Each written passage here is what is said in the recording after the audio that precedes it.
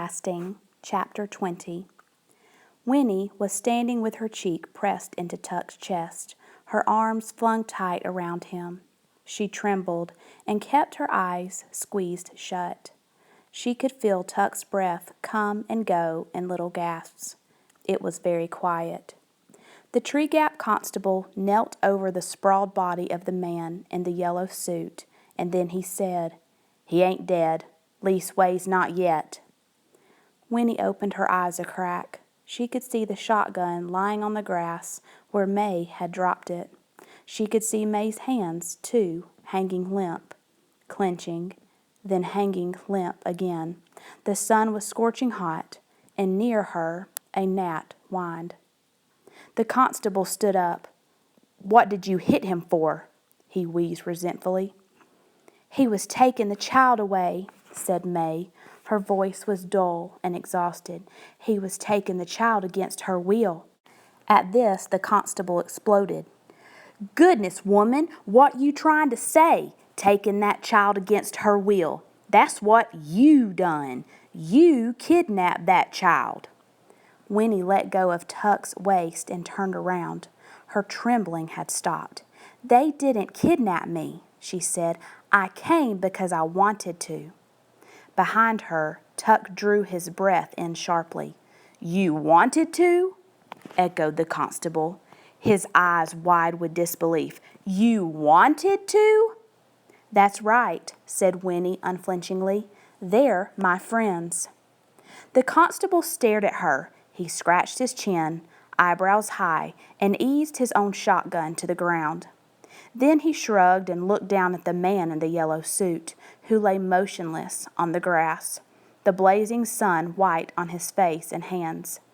His eyes were closed now, but except for that, he looked more than ever like a marionette flung carelessly into a corner, arms and legs every which way, midst tangled strings.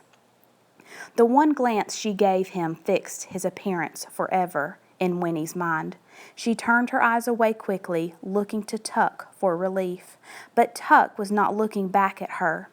Instead, he was gazing at the body on the ground, leaning forward slightly, his brows drawn down, his mouth a little open.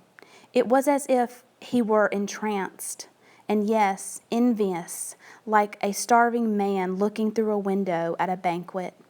Winnie could not bear to see him like that. She reached out a hand and touched him, and it broke the spell. He blinked and took her hand, squeezing it.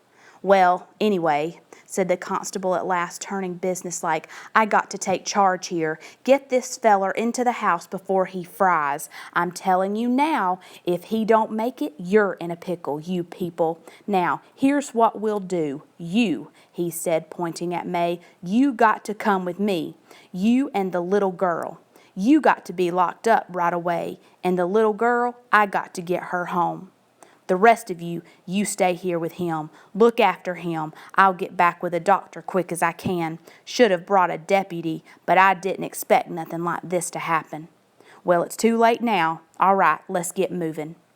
Miles said softly, "Ma, we'll get you out right away." "Sure, Ma," said Jessie. "Don't worry about me none," said May in the same exhausted voice. "I'll make out."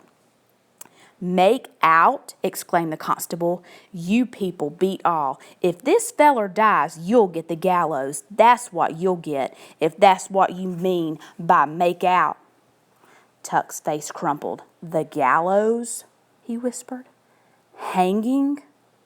"That's it," said the constable. "That's the law. Now let's get going." Miles and Jessie lifted the man in the yellow suit and carried him carefully into the house.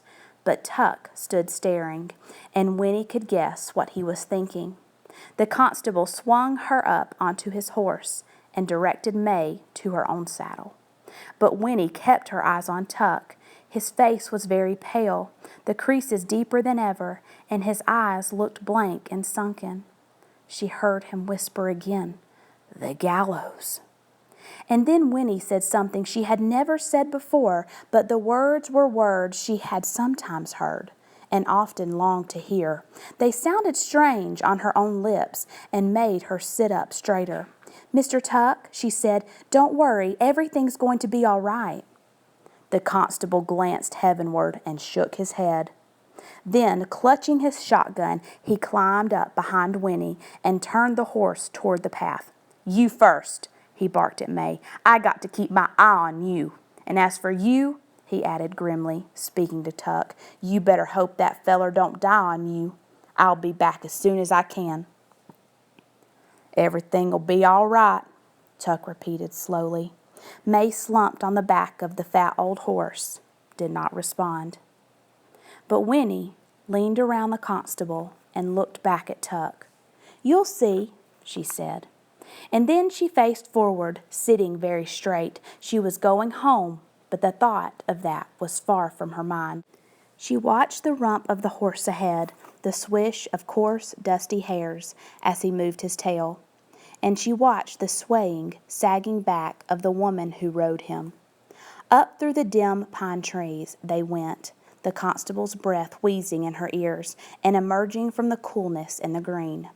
Winnie saw again the wide world spread before her, shimmering with light and possibility. But the possibilities were different now. They did not point to what might happen to her, but to what she herself might keep from happening. For the only thing she could think of was the clear and terrible necessity. May Tuck must never go to the gallows. Whatever happened to the man in the yellow suit, May Tuck must not be hanged. Because if all they had said was true, then May, even if she were the cruelest of murderers and deserved to be put to death, May Tuck would not be able to die.